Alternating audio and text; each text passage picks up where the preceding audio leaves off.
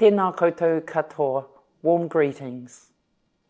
When we think of Poppy Day, we remember places like Maka Whaitiri, a small settlement at Jacobs River on the west coast of the South Island, which had only 13 able-bodied men. After discussions amongst whānau, it was agreed that 9 of the men would enlist to fight for their country in World War I, leaving in 1915 for the battlefields of Europe and the Middle East. The remaining 4 men would stay on the pā and care for the families and tend to all the farming duties. 2 of those men who left for World War I would not return, and 2 would die shortly after returning from the war. To the banisters, kātou te ngāhi, and koiti whānau, we remember you. Or we remember the words of Chaplain Captain Henare Te Wanahu, kia maia, kia toa. Be brave, be bold.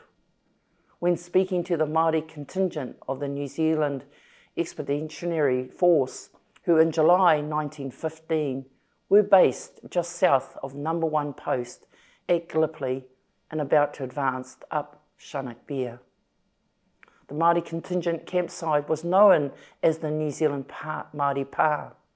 The entrance to the trench connecting the pā was a big sap marked with Māori figures carved into its walls. In August 1915, the contingent distinguished itself during the attempt to capture Chinook Bear and later at Hill 60. However, by the time the Gallipoli campaign was over in December 1915, only 50 of the original 477 men remained. A special plaque memorialising those famous words of Chaplain Captain Henare Te Wanahu, kia maia, kia toa, be brave, be bold, will be unveiled at the Gallipoli Anzac service in Turkey this year. Such is the sacrifice we remember on Poppy Day. Stories of towns, big and small, scattered throughout New Zealand, of men and women, Māori and Pākehā, who heeded the call to serve their country and fight in a foreign land, with some paying the ultimate sacrifice for our freedom, a freedom we still enjoy today. Please wear a poppy to remember them, to thank those that have served, and those men and women who continue to serve today.